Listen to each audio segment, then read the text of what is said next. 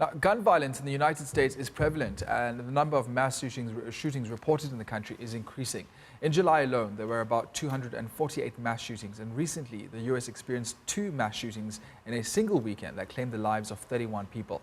Today, we're joined in studio by advocate John Welch, who is the president of the SA Gun Owners Association on the U.S. We're going to chat to him about U.S. gun laws, maybe the red flag laws, as well as the mass shootings that seems to be rocking the United States. John, thank you for joining us on the show this evening. We see that this debate has sparked up again about gun laws, and you and I were just chatting now shortly. And you know, there seems to be this thing that in the U.S., because it's in their constitution, because you have it in your constitution, it's your right as a citizen to bear arms. That means it's a free-for-all. Anyone can have a gun. I mean, we've seen situations before, and you hear in the media often that, you know, not enough background checks are being done when someone needs to get a gun in the U.S. You can just walk into any shop and purchase a gun. You don't need a firearm license. But you were saying, actually, there are lots of there's lots of regulation around owning a gun in the U.S. Absolutely. You know, many people believe that because we have the Second Amendment to the United States Constitution, which states that every person has the right to keep and bear arms, that because of that, there are no other laws covering firearms ownership, which is in fact very incorrect. There are more than 22,000 different gun laws in the 50 states of the United States, over and above the federal laws. So that's state laws and federal laws?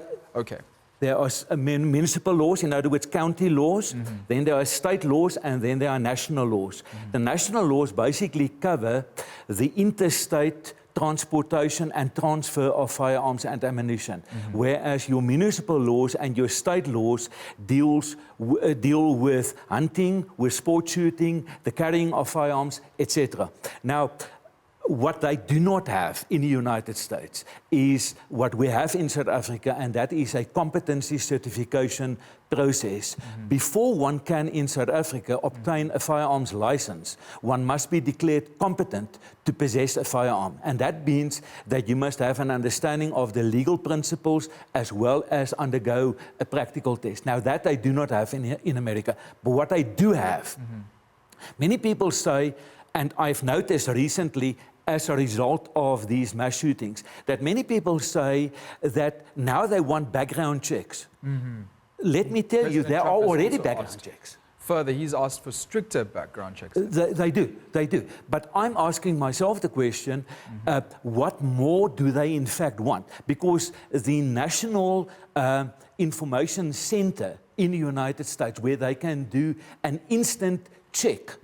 There is a so-called NCIS, which is an instant check that can be done. In terms of that, they can check whether the person has a previous criminal record, whether that person has been subject to an interdict for domestic violence, whether that person has possibly been declared mentally incompetent, or whatever the case may be. So all of those can already be checked. And we now believe, or what we are saying from South Africa, and that's our observation in the United States, is that even if you make stricter laws, we are asking ourselves the question, what is that going to prevent? We are asking the same question in South Africa. We have a system of competency certification, then we have a system of licensing. Now, unfortunately, the majority of crimes committed in South Africa with firearms are with illegally possessed firearms. In America, despite the background checks that they currently have, people still commit crimes. A very important point is the so-called gun-free zones. Now, a gun-free zone is generally a municipal area or a state area or a school or a church or something of that nature. From the statistics for the last, since January this year. So by the way, the number that you have given, the 248, those are 248 incidents of mass violence over the first 8 months, not in July alone. Be that as it may.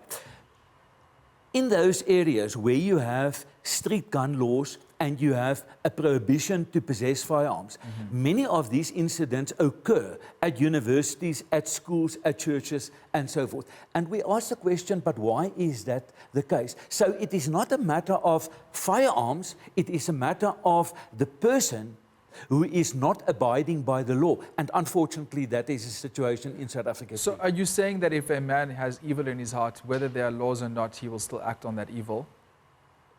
That is the impression that we have, because the research that we have done, both in the United States, in Europe, and in South Africa, indicate that your criminals will commit crimes. Let me give you an example of Japan, for instance. Japan probably has the strictest firearms laws in the world. No firearm is allowed, not even for hunting purposes, because they don't really have hunting areas. But there have been a number of mass murders and mass attacks in Japan using fire. You can recall a few months ago there was a fire attack on a train, for instance, and a large number of people were seriously injured and others were killed. Then knives have been used in a number of So those they'll find attacks. other ways, alternate ways. If someone wants to commit a crime or to inflict hurt upon someone, you're saying they'll find other ways if they are, so it's not necessarily just a gun thing. If Yes. someone wants to commit any form of violence, they'll use a gun. Do you think with the US shootings, and you mentioned the laws, okay, maybe let's just talk a little bit more about the regulation. Are there perhaps loopholes in the gun laws in the US, and that is perhaps also a reason that there is something that they need to look at? Because some places in the US, you don't need a firearm license to sell guns. And therefore, because of that, suddenly all those laws disappear, because if you don't need if some places, some people can sell an arm without a firearm license, that means no background checks are being done. You're not checking if this person is in the has the mental capacity to run a gun, if they're suicidal, if they're underage. So there must be loopholes in those gun laws as well. There are. There are, in fact, loopholes. I think one of the biggest loopholes that we currently have is specifically with regards to the interpersonal sale of a firearm. When a firearm is purchased from a firearms dealer, the Americans' laws basically state that a rifle or an ordinary shotgun may be sold to a person older than the age of 18 years. A handgun or a so-called assault rifle, and we can talk about that, a so-called assault rifle may be sold only to a person over the age of 21 years. And that's the gentleman in the recent shootings in El Paso. He had an assault rifle. That's my understanding. Yes, and he was 21 years of age, and he obviously managed to get that is quite correct. arm. But you must remember, there had been, despite the background check that has been done on that gentleman, there appears to have been indications that he is not fit to possess a firearm. Now the question arises, and that's a question that the NRA, the National Rifle Association, and its members are in fact asking. If this system is flawed, how is a new or an improved system going to address those mistakes? Well, we asked the same question in South Africa. You mentioned the National Rifle Association in the US, and they're pro-gun, and it's been proven over the years that they've thrown a lot of money into political candidates such as Trump and the Republican candidates who are very pro-gun versus Democratic candidates who are like Hillary Clinton, who is very anti-gun in the US. But the National Rifle Association, they've been using this argument for the end of time. That's saying that it is in the Constitution, it is the Second Amendment of the Constitution, that everyone has the right to bear arms. But they're not doing anything else or providing any sort of alternative to the national to the situation. This is a massive problem. And then the other thing I wanted to talk to you about is we talk about mass shootings and we talk about the violence in the US right now. I mean, do you think that race, discrimination, bigotry, are all of those factors, do they come into play when we see this problem of mass shootings? I think that's a very important question. Now, let's deal with the second one first, but possibly about race and bigotry and so forth. Yes.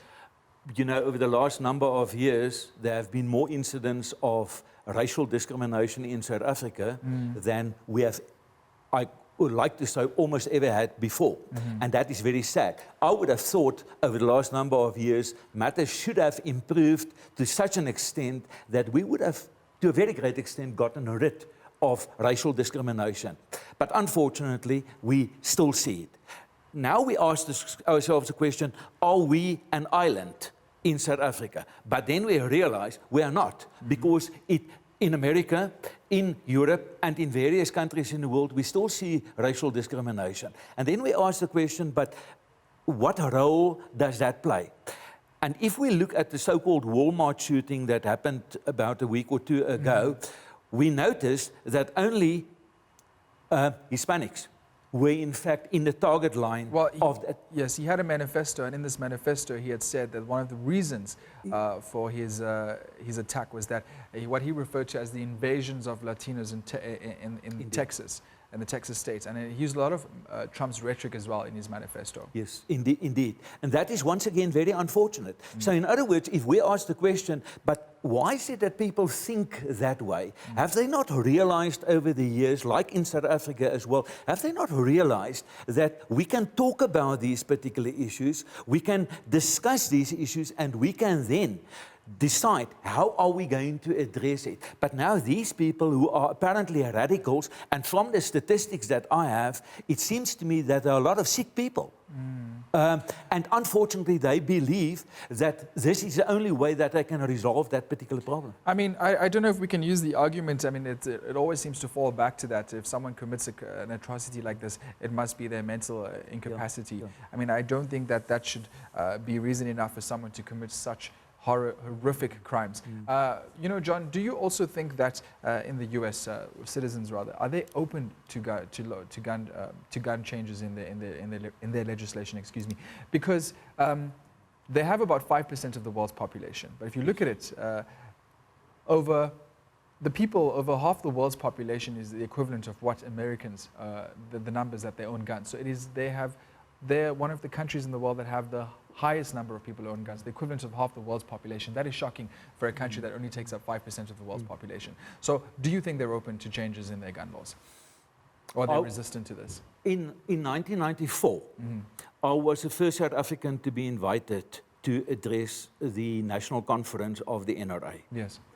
And we did so, and I realized there that they were open to discussions. They were open to listening to arguments despite the Second Amendment to the Constitution.